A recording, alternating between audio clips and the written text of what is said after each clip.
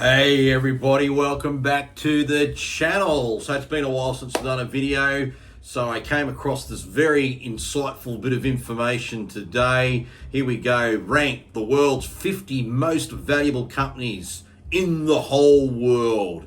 All right, not going to be very difficult to see who they are, so let's have a quick look. And it's this excellent graphic here, and we'll just quickly scroll through it. You can start seeing some of these companies. A lot of you people who are in the markets will know there's Amazon, Tesla, there's Saudi, Aramco, the big fossil fuel guys, there's ExxonMobil, there's Coca-Cola, there's LVMH, the luxury goods guys, etc. But look at this, here we go, here are the big guys, Nvidia, there's Apple, there's Microsoft, there's Alphabet who run Alphabet run Google, there's Meta that runs Facebook, Broadcom, etc., etc. So these are really, really big firms. So let's just go back into Grok here and have a little bit of a look, and it just puts them in their top 10 sizes very quickly. There's Nvidia. Current market cap, $4.5 trillion US dollars. It's just one company.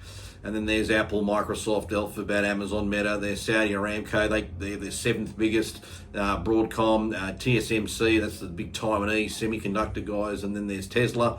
And I'll just quickly going down the list. There's Berkshire Hathaway, Walmart, JP Morgan, there's Eli Lilly, there's Tencent from China, Visa, Johnson & Johnson. Let's get into the top 30. There's Netflix, AMD, Costco, Plantar, Alibaba from China, Home Depot. There's Louis Vuitton there again at 29th, P&G, Procter & Gamble.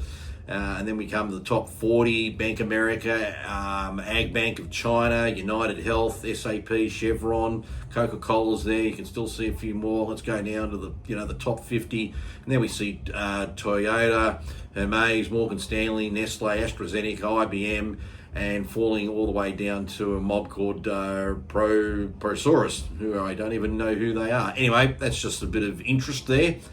But what's really, really interesting is, and if you quickly went through that, over 34 of these 50 companies are all American companies, with the rest coming from other countries around the world. And the breakup of the other countries around the world are 4 are from China, 1 is from Taiwan, 1 from Saudi Arabia, 2 from France, 2 from the Netherlands, 2 from Switzerland, 1 from Germany, 1 from Japan, and 1 from the United Kingdom, and 1 from South Korea. Notice what country isn't recorded here. That's right, it's Australia. We do not have any company that can make the top 50 on this planet. In fact, the one that comes close to being in the absolute top 50 would be the Commonwealth Bank of Australia, which from memory comes in around about 94. So they don't even touch the sides, but that's where they come in. Now, to give you a bigger scope of just how big these companies are, they're making up the top 50, but I'll just focus here on the Mag 7 guys, and these are the current numbers, and I'll put these converted into Aussie dollars so you can understand what they're worth. We take in the largest individual cap stocks, the big guys, the real big ones. This is Nvidia, Apple, Microsoft, Alphabet, Amazon, Meta, and Tesla. They come to a whopping 41.1 trillion Australian dollars. That's right. You heard it right. That's what they're currently worth. Now, to put that into a perspective of where we are, and in comparison, that Mag 7 is nearly 15 times bigger than the entire country of Australia.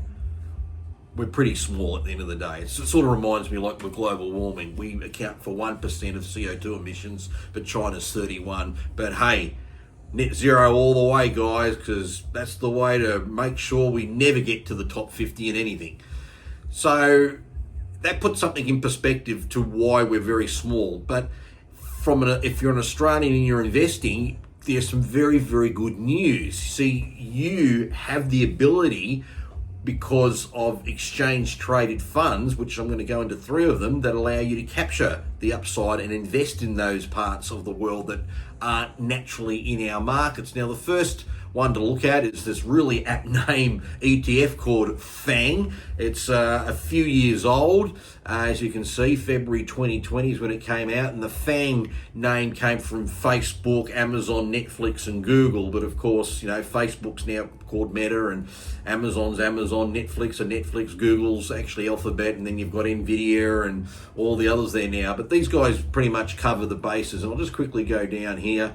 What I also like about them, for an ETF that has got exposure to literally the pointy end of the spear in terms of technology, it yields around 5%. I mean, that's better than Commonwealth Bank even pays you right now.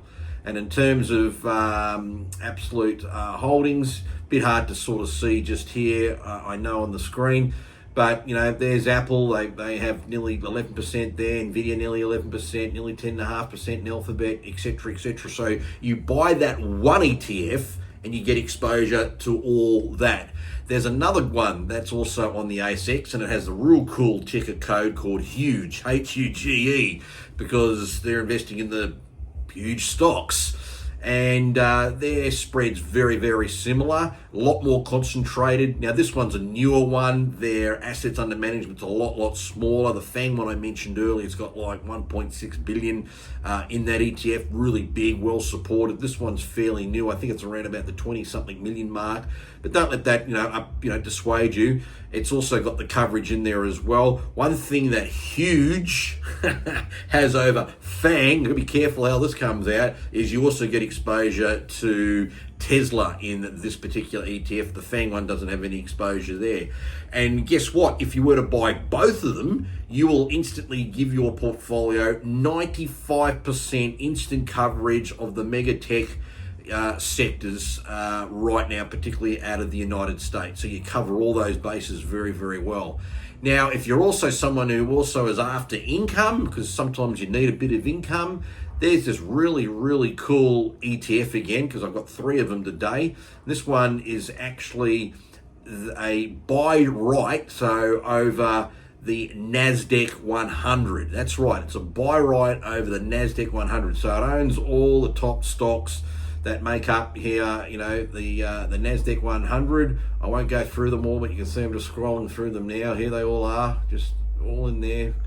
So it's a pretty good base, very, very good base. Covers a lot of sectors, nearly 60% in information technology, again, communications, discretionary, going through the percentages. But again, what I like about this particular one is it is currently offering, I must have missed it, must be a bit further up here on the performance. There it is, distributions. Its 12-month yield is over 10%. So put your money into that and it'll pay you basically 10%. And better, let's go and look at this thing on the chart. Here it is here. Notice down the bottom here you see D. They are the dividends that this particular ETF have just declared. And recently, it declared that it'll go ex-div on the 31st of October, and it's 9.3 cents Australian. This one here was back in September, 8.5 cents Australian. This one here was back in August, 8.7 cents Australian, etc., etc. This particular ETF will pay you every month, and it all adds up based on the performances of the underlying stocks that make up that particular NASDAQ 100, around about 10.5%, which isn't too bad. And remember, you are in a very liquid asset. These things you can trade very, very easily via your stockbroker. Here is right now the market depth for FANG. Right there, it's a bit hard to see, I know, but it's bid $38.01. There's the offer at $38.03. So you can trade this very, very simply. If you wanted to go into the NASDAQ one that we just mentioned there, the QYLD, we'll just get that one, pop it in here, and there's its market. Buying at $11.40, selling at $11.42. We can see the last lot of trades that have gone through. So you have the liquidity as well with these. And that third one, or the second one I mentioned, that covers the other, well, doesn't cover, sort of is a replicant of FANG, there's its market there, 13.45 on the bid, 13.52 on the offer. She's up 15 cents. Obviously, the chart's a little bit crushed in because it's a newer listing. It's only been around since about May of this year, so it's a very new ETF. Whereas we go back to FANG, you can see here FANG on the chart, as you can see here, has been around for a while. If we go back to 2023, that's right, you could have bought this thing for $10.57 and it's now $38.03. So if we go back and look at where FANG was, and we'll give it some time back here. We'll go a little bit further out on the charts. Let's go back to 23. There we are there. And let me get my proper, where am I looking for? This one is where's the one I'm looking for. Price range. And then we go here when it was around about $10.44 to where it is today. And that's pretty impressive. It's up a whopping 266% since that date of January 23 to the 29th of October 2025. So that gives you an idea of just how well that particular ETF has in fact traded. Anyway, bit of a video there. It's nearly 11 minutes in. The whole point was that's where the world really is right now, and these top companies that are right now taking the our businesses into the future of the 21st century. Yes, very much dominating the US, but they're also in parts of Asia and other bits. But we don't have the coverage here in Australia. But thankfully, due to exchange traded funds, we can easily buy them in Aussie dollars that give you the exposure to these markets. So you need to take that into account, because remember, we're in a world where the currency is being debased. So hard assets or companies that are really generating their revenues well above inflation is the sort of thing you need to consider to have in your portfolio. So hopefully you've learnt something from this video today. If you've got any comments, please write them below, and we'll catch each other pretty soon. See you later.